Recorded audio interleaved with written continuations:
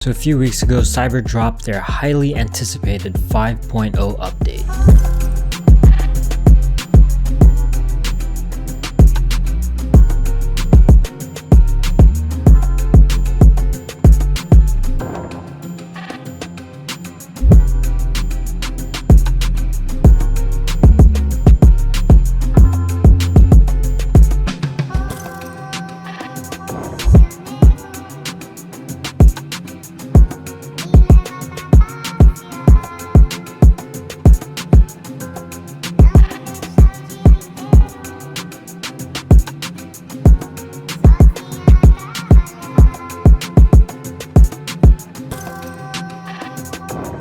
First of all, let's talk about the logo. I'm not gonna lie, I like the old logo a lot better. It's just a picture of the Cybersole icon, transparent. This one has like a black background, as you can see. I don't know, I personally just like the other one much better. It's super clean. Anyways, when you open the bot, this is the homepage. It's gonna show you your checkouts. It's gonna show you the upcoming releases, and you can actually create tasks directly from the homepage. So if you go here, for example, these Dunk High Midnight Navies are going to be dropping tomorrow. You can see it shows you like a brief site list along with a few things that you should look out for. For example, DTLR, you don't need an account. Usually they don't proxy throttle, and so on, along with some recommended keywords. So if you go to the site list, you can actually create tasks directly from here. For example, let's say we're going to create some Foot Locker tasks. I'm just going to go over here to the guide, copy the men's Foot Locker SKU, go to the site list, press add tasks, enter the SKU, put in the profiles, proxies. That's a good segue into the task section of the bot. All right, so as you can see, you can create task groups. In the past, you weren't allowed to do task groups. You kind of just had to search the tasks via the search bar, but now you can do task groups. Now, my only criticism with this is that you can't actually see the status of each task just by looking at this. For example, I'm going to type in test group 2, create the group. So I believe these indicators, checkout, decline, I don't know what this is, I don't know what this is. This is probably add to cart. I think you would have to go to each individual task group to be able to see how many checkouts you have in each task group. Now, I wish they did it like Wrath and Prism, where you can be able to see exactly what's going on with your tasks just at a glance, but you can't really do it here. You gotta like manually click on the task group to see what's going on. However, it looks like you can filter the tasks this way by clicking on each icon, which is pretty dope. But yeah, I would say that's the only other thing. If you want to edit the settings of the task group, you can click on these little 3 dots and then, you know, type in the delays, the limits, checkout limit per profile. Now, I don't know how to feel about this. It's not super obvious to me that this is what you got to click on to be able to configure these settings, but it's not that big of a deal. Now, speaking of configuring settings, you can do so much with Cybersole in terms of like how you want the bot to operate. The plus side is that you have like tons of features on this bot. Downside is that being that they want it to be as flexible as possible for you, the user, I feel like this kind of hinders the UI just a little bit. It's not that big of a deal. It's still pretty easy. I'm not saying this is super complicated to figure out. It's just I'm used to being able to just pick up a bot and then just learn it without even having to look at the guides all that much. Anyways, on to the proxies. This is pretty standard. Add your proxy group, add proxies over here. Now, if you notice, there is a data tracker, but I haven't personally tried this out yet, but it looks really interesting. So if you add a new group, let's say for example, residential proxies, and then you click on this cog icon, you can set it so that it only uses up a certain amount of data. So let's say for example, you have 10 gigabytes of residential data, but you don't want to use up any more than 5 gigabytes for the entirety of a particular drop. So here I would type in 5 gigabytes, behavior, local tasks would continue to run and revert to your local IP. So that would mean after the 5 gigabytes have been used, then your tasks will go to local instead of using your proxies. I can't imagine a situation where I would want that, to be honest, because that would just destroy your own IP address. But anyways, I would press stop. So after it uses up 5 gigabytes of data, it should automatically stop if I have it set this way. So I think that's pretty cool. Add proxies. This is exactly as you would expect it. The drag a text file here is pretty neat. It works perfectly. Billing is really self-explanatory. Nothing's really changed here other than the fact that you can create billing groups, which is definitely something that they needed. And then we go over to the settings. Here's our general settings. Monitor concurrency.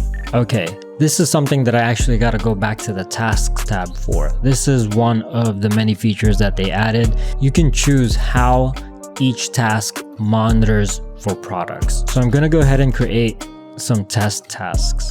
So let's say one of these tasks are running and we have the delay set to 4 seconds. That means before drop time, before there's the actual product on the website, this is basically going to be refreshing the website looking for the product every 4 seconds. Now, if you have all 6 tasks running, then every single one of these would be looking for the product every 4 seconds. So this is refreshing every 4 seconds, this is refreshing every 4 seconds, and so forth. However, you can set it so that only one of these tasks refreshes every 4 seconds instead of all 6 of them. So what this does is, being that only one task is basically looking for the product instead of all 6, you can run a lower delay for your tasks. So to be able to do that, I would edit my task and go to advanced, and under monitor and delays, your monitor mode would be shared monitor. Only a few tasks will monitor the selected store at the specified monitor delay.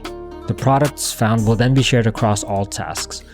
So I'm gonna hit save. So let's say I start all of these tasks. So that means not all 6 are going to be looking for the product. It's only gonna be 1 or 2. You can actually, this is what this is for, monitor concurrency.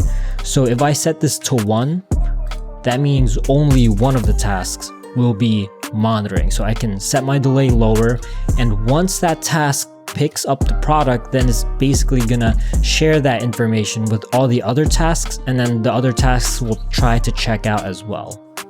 You can also set this by ratio or both. By the way, this function is also known as waterfall monitoring, or if you've used Eve or Kickstation, I believe on Kickstation is called watchdog tasks, and on Eve it's called, I don't remember actually. Oh well. You can enable the clock over here. Notifications, pretty self-explanatory. We're gonna get to smart actions a little bit soon. Webhooks, self-explanatory. Accounts, for example, when login is required for a certain website, and this is where you would put your accounts. Google accounts, this is for your CAPTCHA solvers. PayPal accounts, if PayPal is required. We're just flying through this right now. Data, okay, this is where you would import or export different things. For example, if you want to import or export tasks, your settings, solvers, etc. I feel like it would have been easier if it was on the actual page itself. For example, if I want to export these tasks, I want to be able to see an export button. Now, I'm not sure if that's just because that's how most bots do it, but when I was trying to import my profiles for the first time here, I was trying so hard to find the import button. It's not really anywhere here. So I had to look it up on Discord how to do it. CAPTCHA providers. This is where you would put third-party CAPTCHA providers such as 2CAPTCHA, CatMonster, AYCD, and more. Now this is really, really cool. You can actually set your hotkeys. You can basically bind whatever combination of keys to whatever actions you want. So I would imagine people who get really good at this would just be pressing hotkeys and wouldn't even be navigating by clicking all over the place. But I don't think I'm gonna be one of those people. I feel like the only hotkeys I would really need is maybe quick task. I don't know. I might not even need that because I'll show you later when it comes to the smart actions, I think it's called. custom stores. Okay, so basically for most other Shopify bots, what you would have to do to add a custom website is you would add custom in the drop list, and then after that you would type in the website, and then you would make the tasks. However, it looks like for here, what you can do is add a preset, so then you would enter the store URL, and once you have that preset done and set, you can just select it from the drop down. You can then just select it from the drop down in the task creation menu. Let's say I'm botting my own website, BOTTERBOYNOVA.com. That's not right. Okay, you need the HTTPS. Okay, so the name would be BOTTERBOYNOVA. So now when I go to the task creator and I go to the store, my website shows up. So boom. This would make task creation a lot easier if you regularly bought a website that normally isn't on here.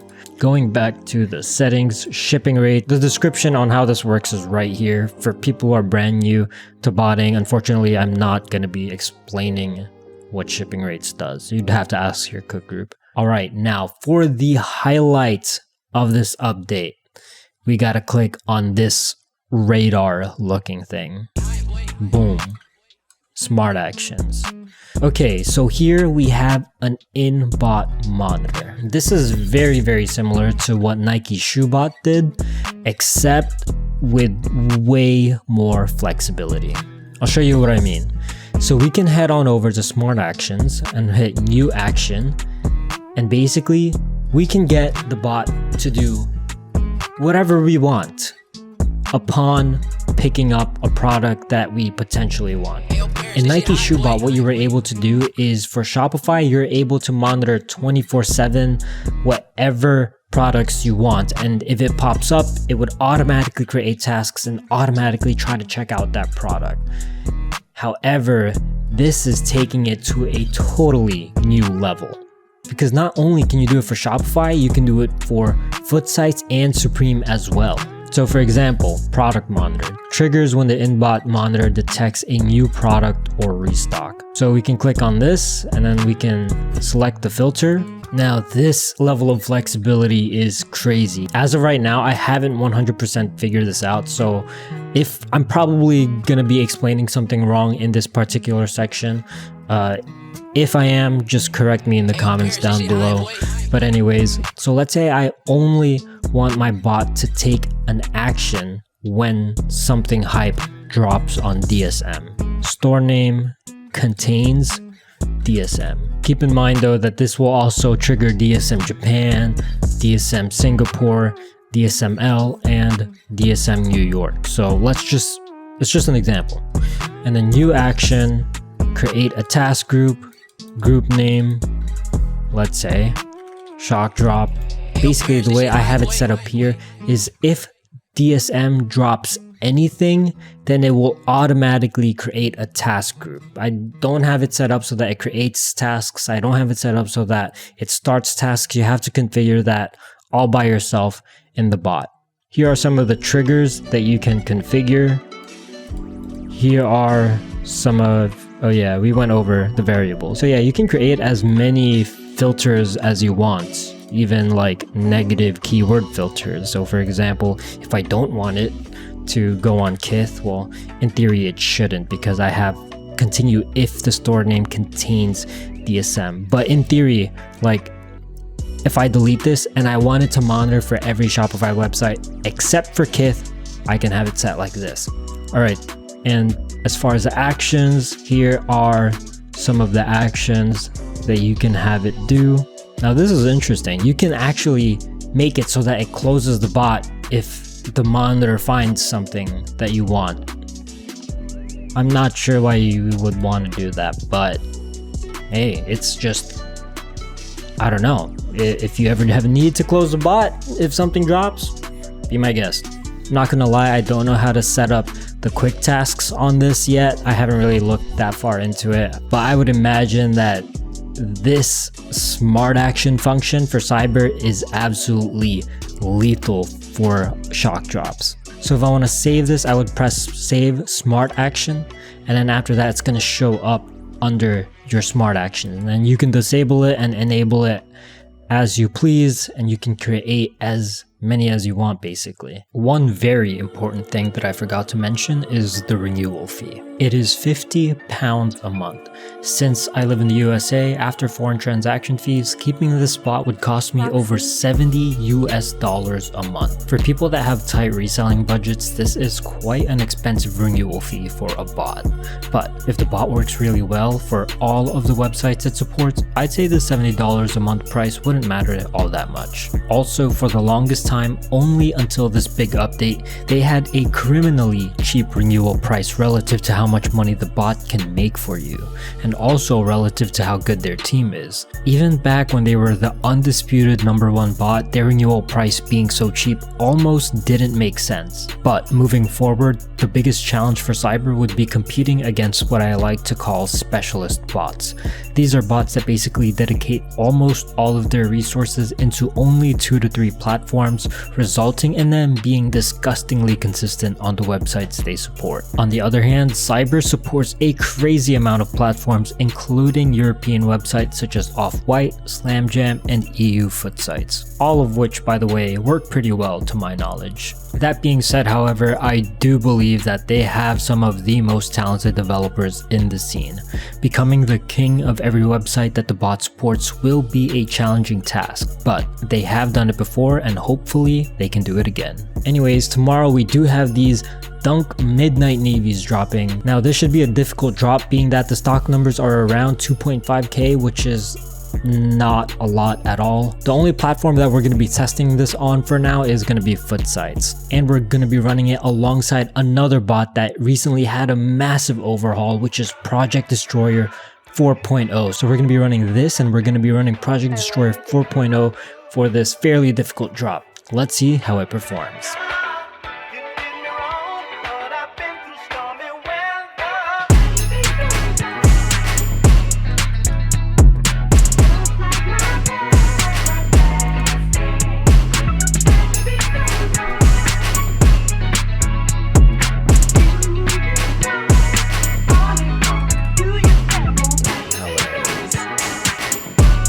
Oh, I got one.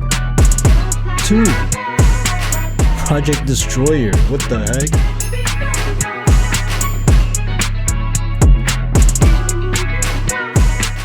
Oh, I got a Seafoam from Kage.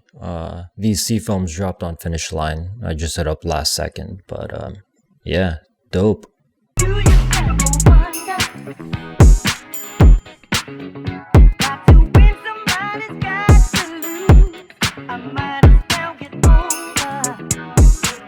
Got one on Cyber.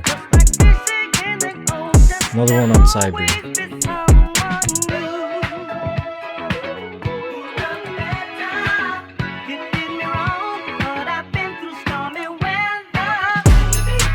Oh, dude, just got another one. Should I stop here? I didn't really want these, to be honest. Nah, screw it. We'll keep going. We'll keep going. Let's just see how many checkouts we get.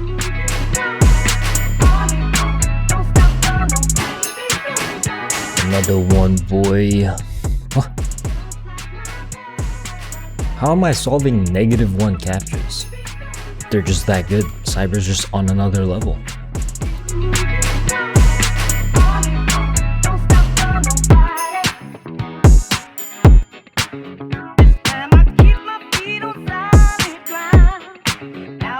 So now we're going to be testing it on Shopify with the Sakai clots. I was going to go for it on Kith, however my computer was just not turning on, but it's alright, it is what it is. We have about 6 minutes before the Undefeated drop. That's the website that we're going to be going for. Let's see what ends up happening.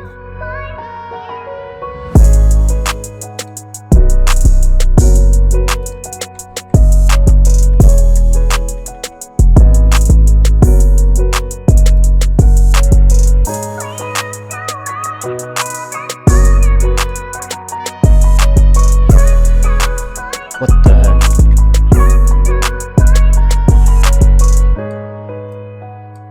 Please, please, please, yes!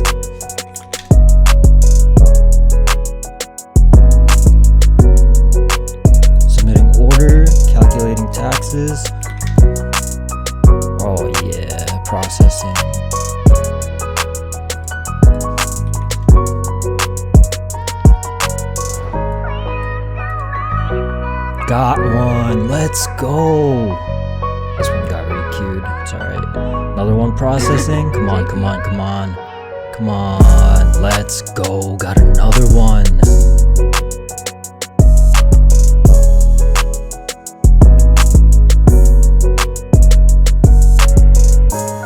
Dude. This bot. Oh, what the hell? That was unexpected. Got 3. I'm pretty happy about that. I got a little bit too excited. I think if I kept solving more of these captchas, I would have gotten more, but 3 is very good for Shopify. Looks like they actually had a lot of stock. The profit margins for these shoes shouldn't be that high. However, I didn't pay any taxes on this, which is freaking amazing for being in New York, which leaves me room for some profit still. After all, this is just a test. This isn't really a drop that I really cared about. That's why I'm not running any other bots. I'm using a bot that I haven't used in quite a while for initial drops. But yeah, I am pretty happy with the results.